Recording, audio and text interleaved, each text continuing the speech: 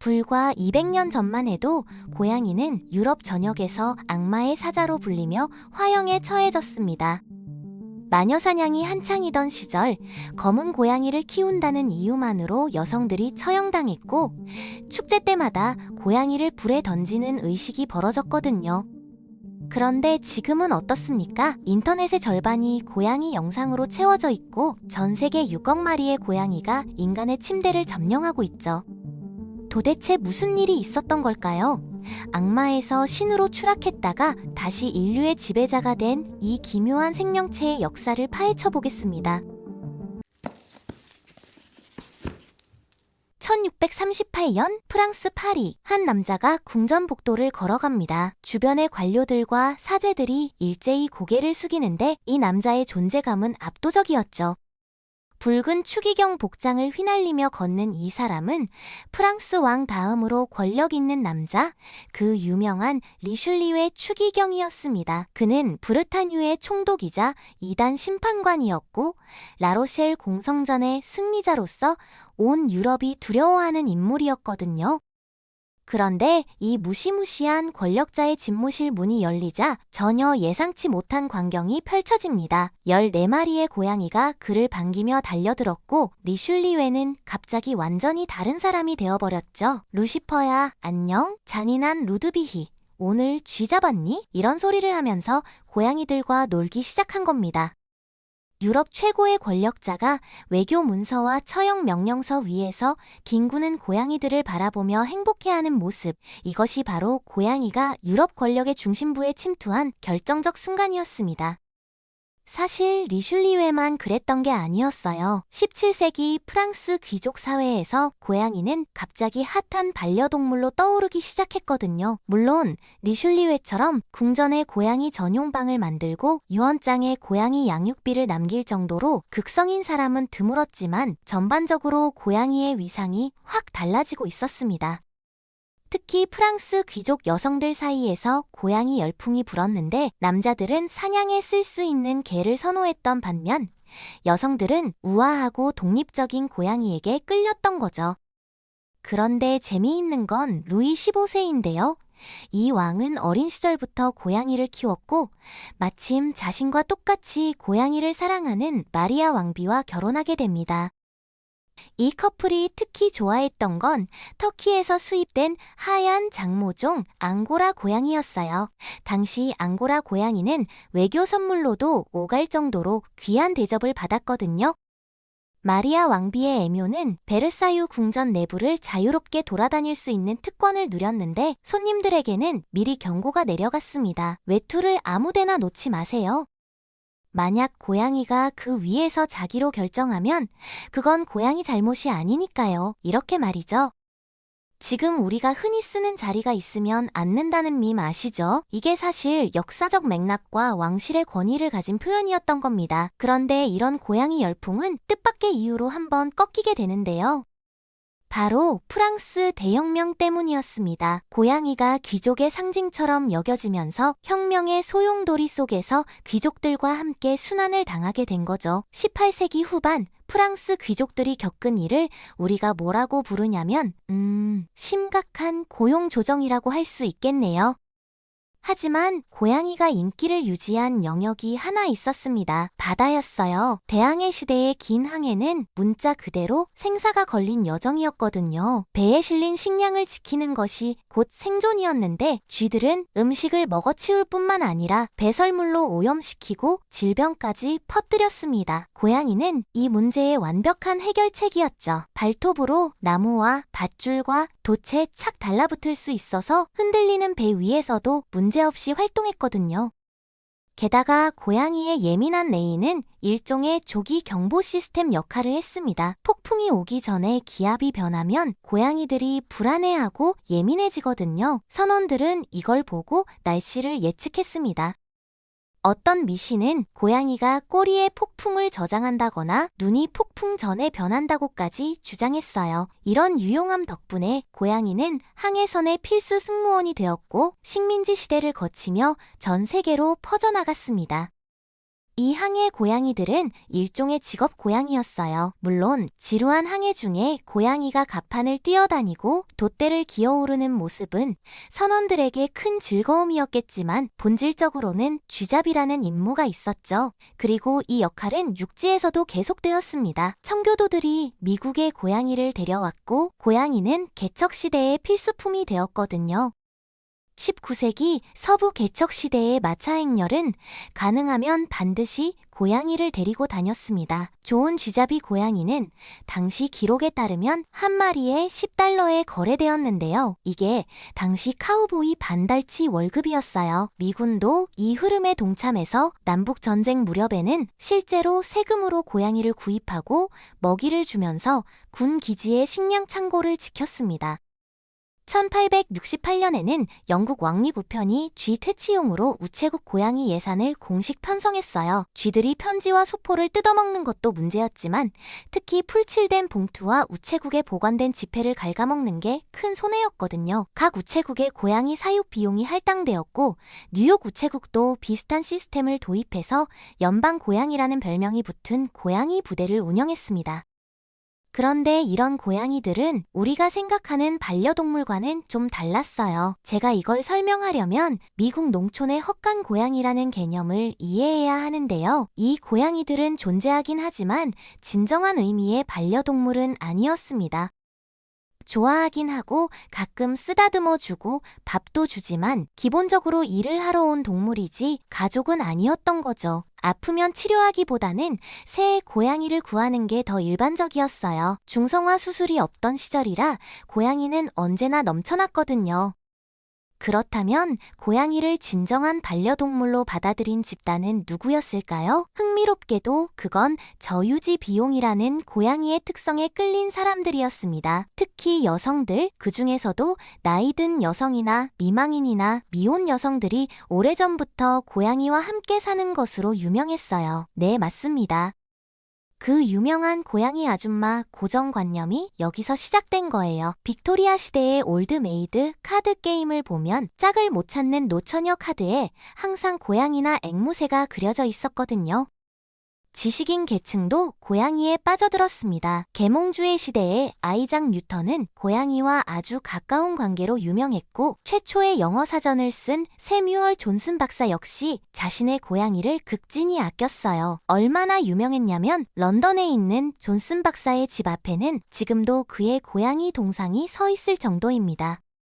영국 총리 월폴의 아들인 작가 호레이스 월폴도 고양이 2마리를 엄청나게 사랑했는데 그중 한 마리가 어항에 빠져 익사했을 때 그의 친구가 추모시를 써줬다는 기록이 남아있어요. 프랑스 낭만주의 작가들은 고양이를 여성성과 관능미와 유혹과 로맨스와 연결시켰습니다. 떠돌이 고양이를 끌어들일 수 있는 남자는 연인도 유혹할 수 있다는 식의 비유가 유행했죠. 많은 주류 작가들이 고양이를 충성스러운 개와 대비되는 변덕스럽고 부도덕한 동물로 묘사할 때 낭만주의자들은 오히려 고양이의 그 섹시한 이미지를 다시 살려낸 겁니다.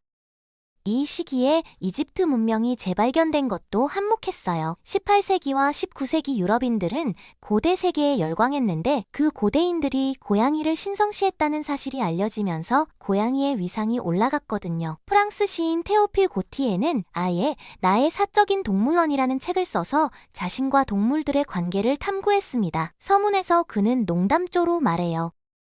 내 적들은 나를 베개 위에서 고양이들에게 파묻혀 뒹구는 사람으로 과장하지만 솔직히 그게 별로 틀린 말은 아니라고요. 그리고 여기서 고양이 역사를 완전히 바꿔놓은 새로운 매체가 등장합니다. 사진이었어요. 사람들은 사진이 발명된 거의 직후부터 귀여운 고양이 사진을 주고받기 시작했습니다. 현존하는 가장 오래된 고양이 사진은 1840년에서 1860년 사이에 찍힌 다게레오타입으로 잠자는 고양이를 담고 있죠. 1860년대가 되면 이미 본격적인 고양이 사진 열풍이 시작되었습니다.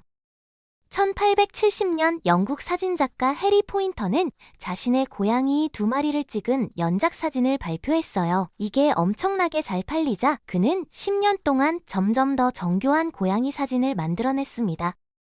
그의 브라이튼 고양이 시리즈에서 고양이들은 유모차에 타고 세발 자전거를 타고 직접 사진을 찍는 포즈를 취하고 당시 유행하던 롤러스케이트를 타는 모습으로 등장했어요. 그리고 포인터는 여기에 재미있는 캡션을 달아서 인사장으로 판매했습니다.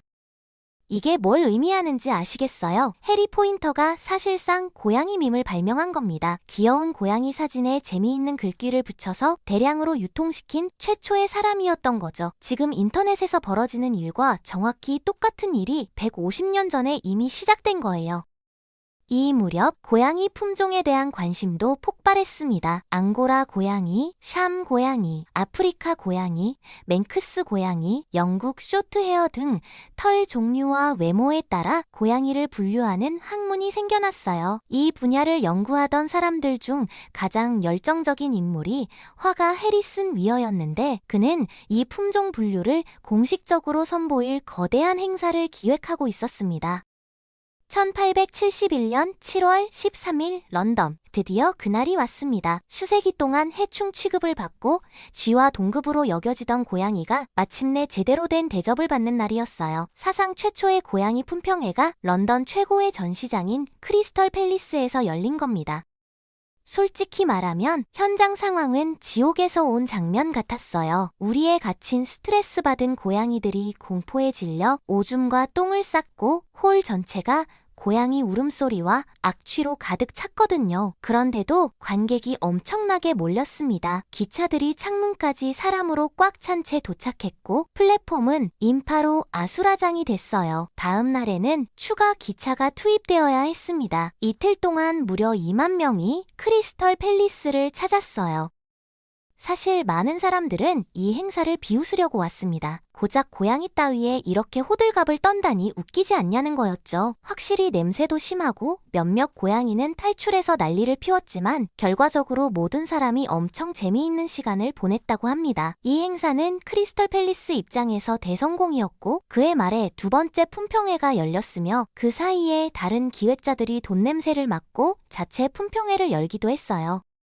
위어는 이 공로로 기념은잔을 받았는데 재미있는 건 그의 고양이가 1등상을 탔다는 점이에요. 행사 주최자이면서 우승자라니 좀 수상하죠. 게다가 심사위원 3명이 위어 본인과 그의 형제와 그의 친구였다는 사실을 알면 더욱 그렇습니다. 위어는 이후 고양이 품종에 관한 책을 썼고 1887년에는 국립고양이클럽을 창설해 초대 회장이 되었어요.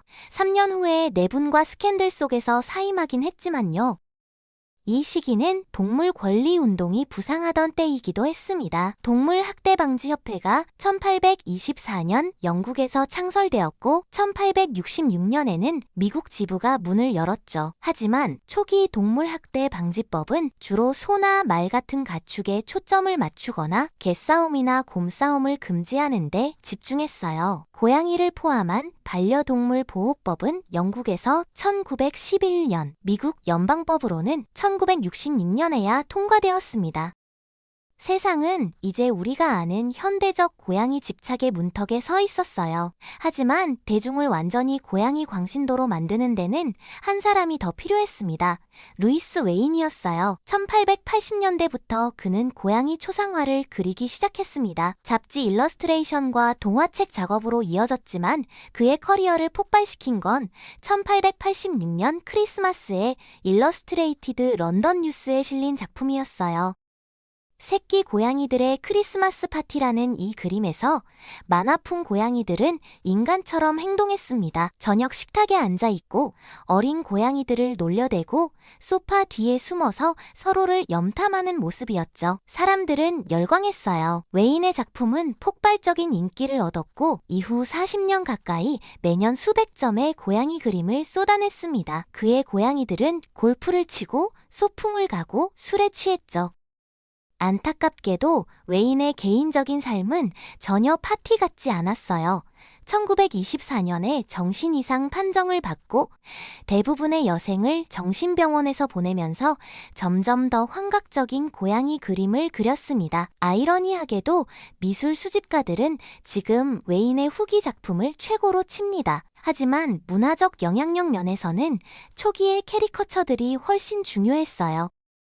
웨인의 그림은 고양이가 본질적으로 우리와 비슷한 존재라는 인식을 퍼뜨리는데 결정적인 역할을 했습니다.